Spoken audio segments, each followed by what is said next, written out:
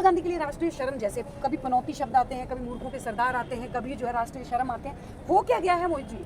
देखिए, एक तो राष्ट्रीय शर्म की उन्होंने बात करी और भाजपा वाले राष्ट्रीय शर्म ऐसे हैं क्योंकि जिनकी पार्टी के नेता, ये फैसला मैं देश की जनता पे छोड़ रहा हूँ कि वो मुझे बताएं कि बीजेपी के नेता राष्ट्रीय बेशरम है। बीजेपी का नेता विधानसभा में बैठकर पॉर्न वीडियो देख रहा था, तो क्या वो राष्ट्रीय बेशरम है या नहीं है? एक बीजेपी के नेता ने देश की बेटी के साथ बलात्कार किया जो बीजेपी का एमएलए था, तो देश की जनता बताए कि वो राष्ट्रीय बेशरम है। या पार्टी का प्रधानमंत्री जो बोलता है बेटी बचाओ बेटी पढ़ाओ, तो देश फैसला करे कि वो राष्ट्रीय बेशरम पार्टी से है या नहीं है। एक बीजेपी का नेता जो कि बोलता है कि 12वीं करने के बाद 10वीं में जो एडमिशन लेगा उसको बीजेपी की नेता जो है शहीद हेमंत करकरे को अपमानित करने का काम करती है साध्वी प्रज्ञा ठाकुर, पूरे देश को पता है। तो देश फैसला करे कि राष्ट्रीय बेशरम है। 15 लाख कहाँ है बताइए? 100 स्मार्ट सिटी कहाँ है? बता देंगे आप? 100 स्मार्ट सिटी 10 गिना दीजिए, कहाँ है स्मार्ट सिटी बताइए? हाँ मत करिए, गिनाइए।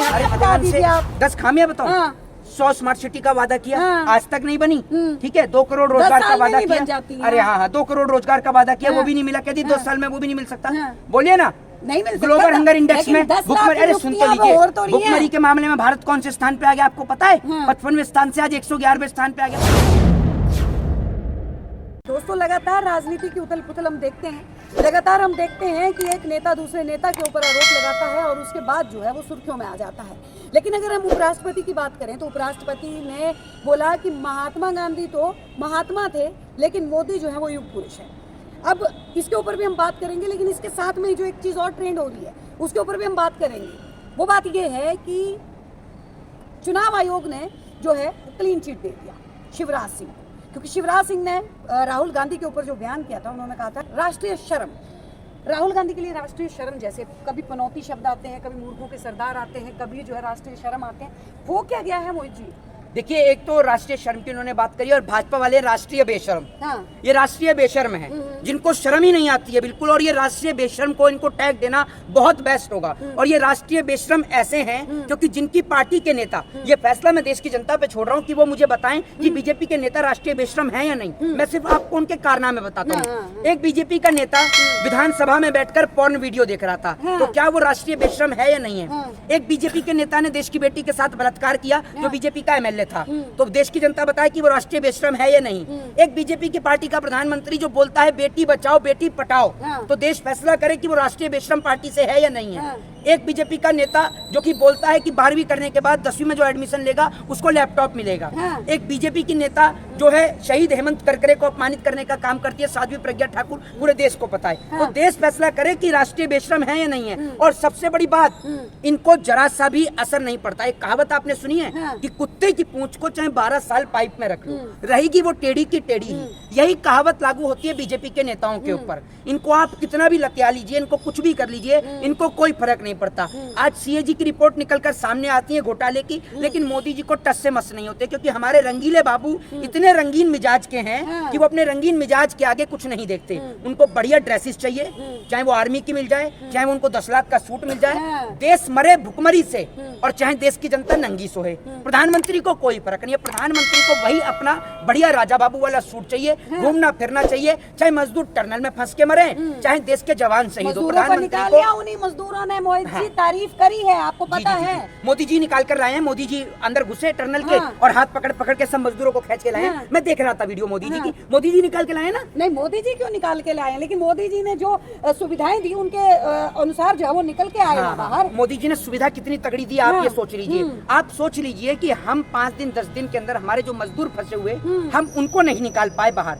आपने सोचा ना कि कितने दिन के बाद हमारे मजदूर बाहर निकल कर आए, और जब तक मजदूर बाहर निकल कर नहीं आए, प्रधानमंत्री मजदूरों के ऊपर एक शब्द नहीं बोले, बिल्कुल चुप्पी लगाए बैठे हुए। कभी प्रधानमंत्री प्लेन में घूम रहे थे, कभी प्रधानमंत्री जी 5 राज्यों के चुनाव कवर करने में लग रहे थे, कभी प्लेन में बैठ के टिकटॉक की वीडियो बना रहे थे, लेकिन एक बार भी प्रधानमंत्री पर इतना समय नहीं हुआ कि टनल के अंदर मजदूरों की हालत का जायजा ले लिया जाए। लेकिन जैसे ही वो मजदूर बाहर आए, मोदी जी की वीडियोग्राफी चालू हो गई। मोदी जी पहले उन मजदूरों से फोन पर बात करते हैं और उस वीडियो को रिकॉर्ड करवाते हैं और उसको सोशल मीडिया पे वायरल करते हैं। अगर आपने बात कर ली तो आपको उसकी वीडियो बनवाने की क्या जरूरत है, क्योंकि आप आप प्रचार मंत्री हैं, आप एडवर्टाइजमेंट मिनिस्टर हैं। करता है राहुल गांधी कूली के बीच जाते हैं तो प्रचार करते हैं, राहुल गांधी फर्नीचर की दुकान पे जाते हैं तो प्रचार करते हैं। क्या वो वीडियो सामने नहीं आती? अब सुन लीजिए मेरी बात, एक मिनट, एक बात मुझे बता दीजिए, राहुल गांधी ने आज तक फोन पे बात करी है, वो कितनी वीडियो सामने आई है? मनमोहन सिंह ने आज तक कितनी फोन पे बात करी थी? प्रधानमंत्री थे मनमोहन सिंह भी, वो कितनी वीडियो सामने आई? अटल बिहारी वाजपेयी जी प्रधानमंत्री थे, कितनी वीडियो सामने आई, उन्होंने फोन पर बात करी?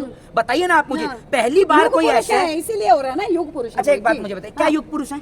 क्या युग कैसे क्या काम कर दिया युग पुरुष है? कैसे युग पुरुष है? हर जगह तारीफ होती है, विदेशों में जो है वो तारीफ होती है। आप कितने विदेश घूम के आई हैं? कितने विदेश घूम मैं के तो आई? नहीं घूम के तो आई। फिर आप बिना मोदी बात जी तो घूम के आए हैं। अरे तो मोदी जी घूम के आए, मोदी जी के हर बात पे आप यकीन करेंगी? अगर मोदी जी की हर बात पे आप यकीन करती हैं तो बताइए मेरे 15 लाख कहाँ है? बताइए 100 स्मार्ट सिटी कहाँ है? बता देंगे आप 100 स्मार्ट सिटी? 10 गिना दीजिए कहाँ है स्मार्ट सिटी?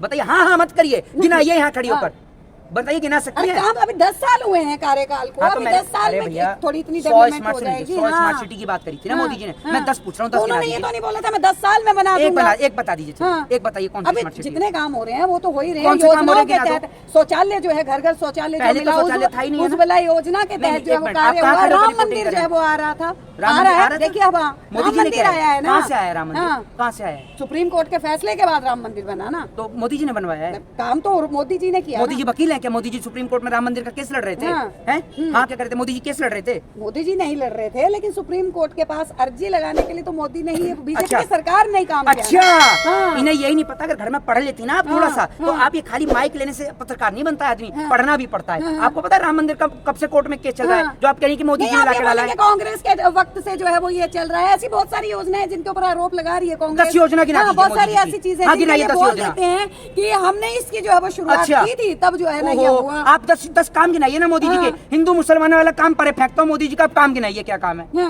हाँ मत करिए, है तो गिनाइए ना, मना करिए। तो गिनवा दिया, आप बता दीजिए 10 खामियां बता दीजिए आप। 10 खामियां बताओ। 100 स्मार्ट सिटी का वादा किया, आज तक नहीं बनी।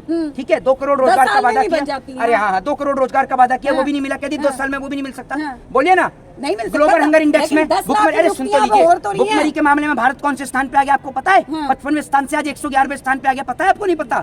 पता है ये बात। किसान की आत्महत्या कितनी हो रही है वो आपको पता है? भूख से महंगाई से लोग मर रहे हैं वो आपको पता है? सीएजी की घोटाले की रिपोर्ट आ रही है वो आपको पता है? 10 क्या, मैं आपको 10,000 खामियां गिना दूंगा, लेकिन आप 10 फायदे नहीं गिना सकते हैं। लेकिन ऐसे घोटाले तो बहुत सारे कांग्रेस के वक्त में भी हुए थे। अगर कांग्रेस ने, एक मिनट, कांग्रेस ने गलत किया तो इनको क्यों लेके आए? इनको भी चोरी कराने के लिए लेके आए। ये कांग्रेस से बड़े चोर हैं जो देश को ही पी गए। तो आपसे निवेदन है कि ऐसे चोरों से बच के रहें, सतर्क रहें, सावधान रहें। जय हिंद, जय भारत, वंदे मातरम। जी बहुत बहुत धन्यवाद मोहित जी। तो